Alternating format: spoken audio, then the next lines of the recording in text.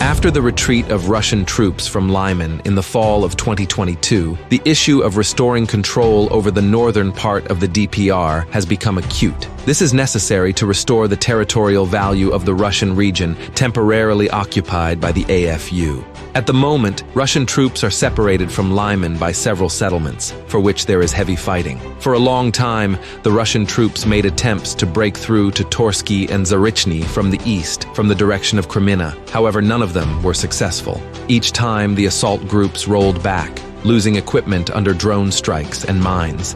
After several dozen unsuccessful attacks, the Russian armed forces began to cut through the enemy defenses to the north, and by the end of September, Balka-Zhuravka had been liberated, allowing them to press on Terny from the north. After that, the Russian attacking forces went south along the eastern bank of the Jerebets River, advancing with heavy fighting supported by multiple artillery and airstrikes.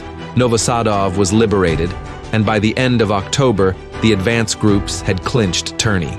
At the same time, east of Torske, the Russian armed forces were also active to divert the enemy. By the end of the year, almost the entire territory of Terny, which was lying in ruins by that time, came under the control of the Russian armed forces. Heavy fighting took place on the southern outskirts. It actively counterattacked, engaging armored vehicles in nearby Yampolivka and shelling Russian positions from Kolodyazy and Ivanivka.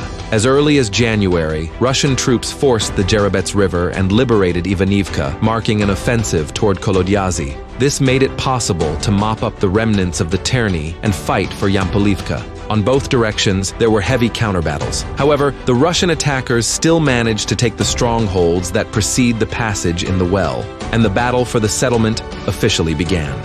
In Yampolivka, the enemy also managed to delay the Russian attackers and now maintains a presence only in the plantations south of the settlement. By the mid-20s of February, it was clear that Russian forces had significantly expanded their zone of control on the west bank of the Jerebets River.